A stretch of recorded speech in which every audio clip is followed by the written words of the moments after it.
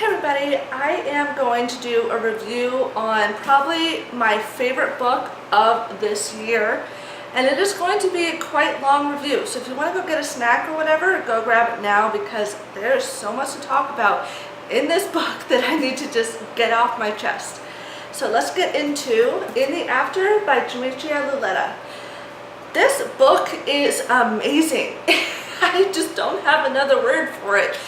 It has everything, cannibalistic, flesh-eating aliens, drama, action, love, yes, love in a zombie book, In the After.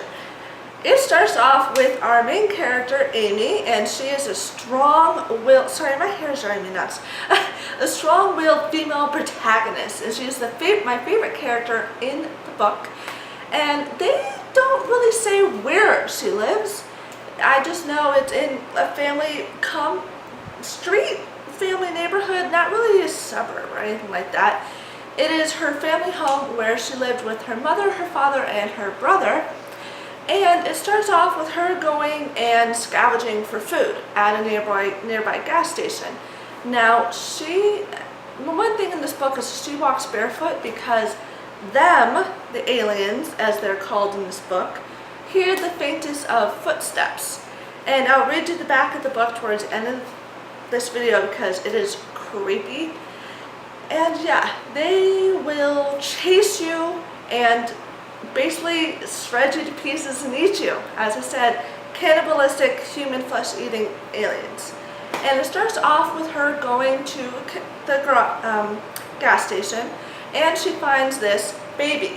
The baby is what keeps her together throughout this whole book, and she's thinking, should I leave this baby here or should I take it with me? Because if it cries and makes any noise, I'm going to die. I'm going to be killed. She decides to take the baby with her and take some food.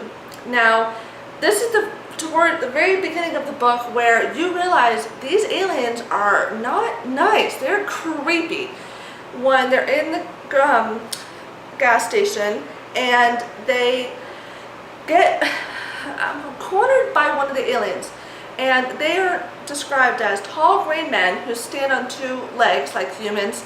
They have yellow eyes and rows of very sharp serrated teeth where they will rip you apart.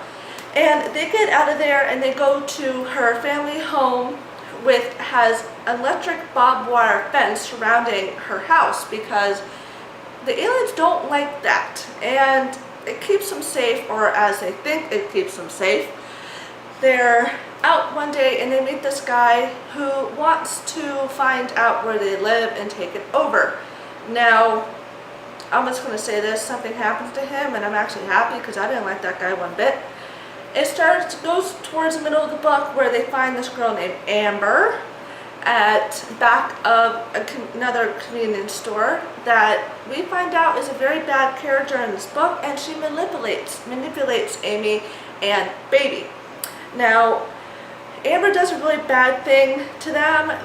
Her brother and his comrades, I'm going to say, try and take over her house, and they have big trucks with weapons, and they have to flee and leave her childhood home and the safety of it. And it goes towards the middle of the book where they get abducted, as I'm going to say, because they think it is them, the aliens, taking them, and it is not.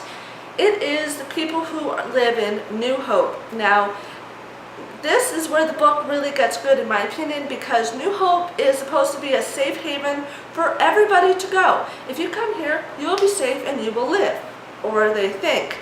New Hope doesn't seem to be the lovely, peaceful place that everyone says it is.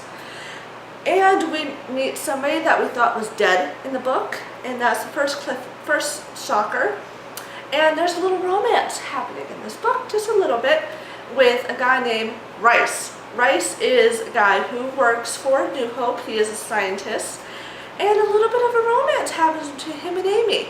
And we find out something very bad about baby, and more about the fluorides,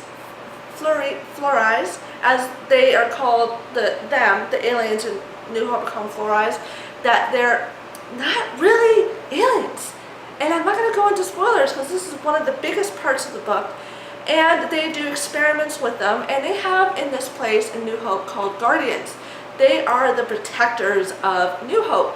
They're the ones who get trained, who fight. They go out into the world and try and get them and bring them back. And they actually, not the Guardians, but they experiment, the scientists experiment on the aliens.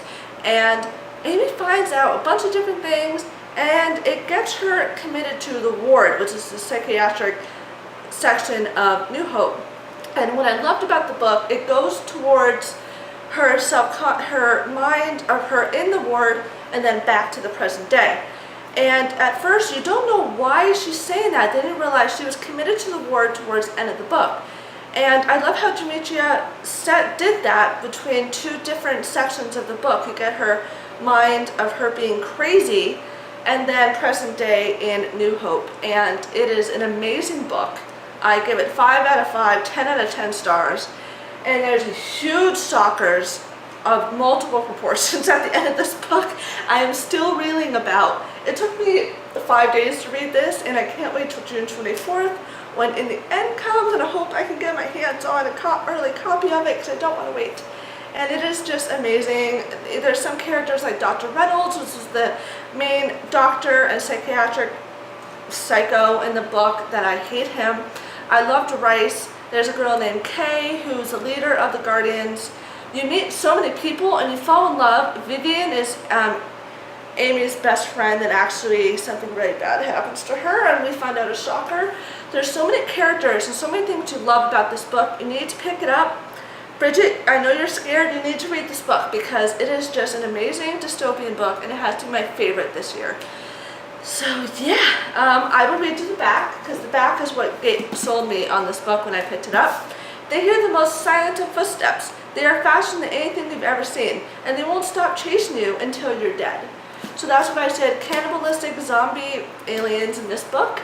And it is not a bedtime story, so don't read this one at night because you will be creeped out. And I seriously was having nightmares about aliens in my apartment, so yeah. Pick this book up. It is amazing. I actually might reread this before In the End comes out just because of how good it was. But yeah, pick it up, and I'll see you later. Bye.